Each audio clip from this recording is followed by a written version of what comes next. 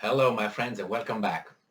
Well, I got some developments from the front, and they have to do with the bombardment of some Russian territory by Ukrainian military. That's one thing.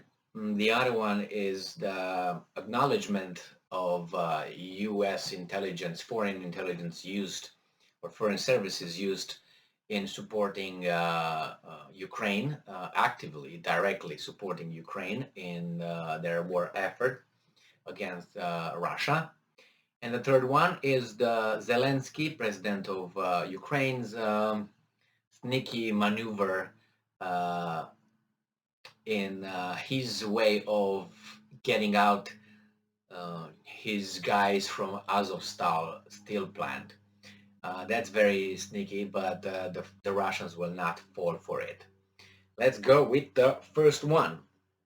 And this article comes from the republicworld.com from May 5th, 2022, and it says Russian border villages shelled by Ukrainian troops.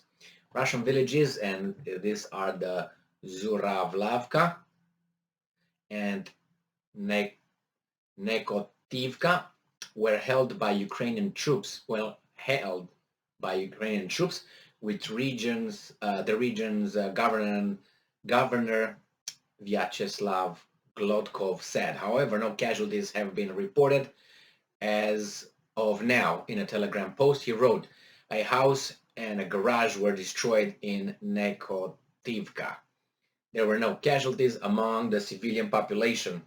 The shelling continues." Oh, so they're continuing. Oh, all right. Well, as I always say, Russians should not be crying about this. Let's put it this way, because it's a war. When you have a war, then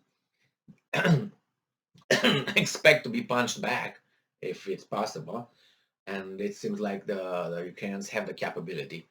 Now we have another article here from the same date, and this has to do with foreign intelligence agencies being used and participating in Ukraine's efforts to fight the Russians. It says here that foreign intelligence agencies will not stop Russia, the Kremlin said. So Kremlin spokesman Dmitry Peskov on Thursday responded to the report that the United States has provided intelligence to Ukraine military that helped them kill Russian generals. That is a video I just uploaded regarding that, with the 12 generals, Russian generals being killed with the support and help of the United States intelligence.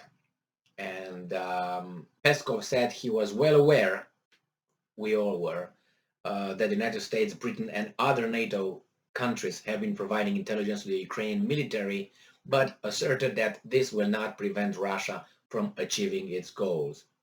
Well, what is he supposed to say? Yeah, we're losing, so my bad. Nevertheless, we all knew that it was the case. And let's go to the last one with Zelensky, sneaky Zelensky. He's sneaky.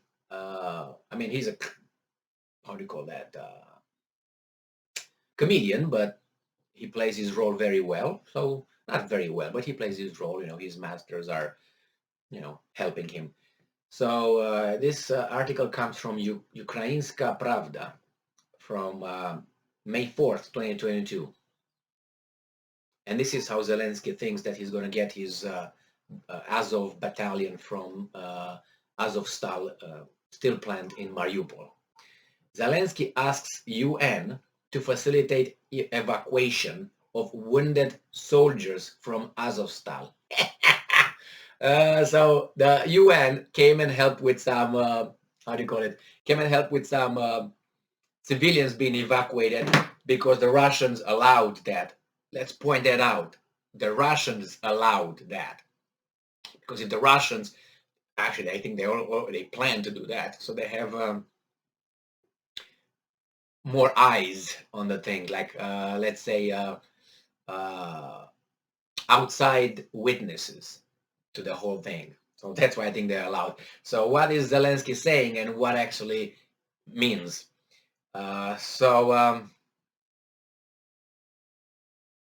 Zelensky had a conversation with UN with Antonio, with Guterres, Secretary General of the United States, United Nations, not United States yet. And he said that Zelensky asked for the UN to help evacuate all wounded personnel from Azovstal. All. Okay. And Zelensky, the lives of people who remain there are in danger. Every life is important for us, for everybody. We ask you to help us save them. Yes, that's very, with pathos. That's good. And okay, he wants to get the Red Cross involved. That's great. That's very nice. And the Russian announced that a humanitarian corridor will for the evacuation of civilians from the territory of the Azovstal steelwork will operate from 8 on Thursday, 5th of May. The announcement did not mention the Ukrainian military, in particular wounded soldiers. It says here that on Wednesday, 4th of May, Russian troops entered the territory of steelworks, which they had up until they shelled and bombarded. The fighting continues on Azovstal. So, this is it. Let's say I'm just going to give you a scenario, okay? I'm a very bad dude, military bad dude in Azovstal over there.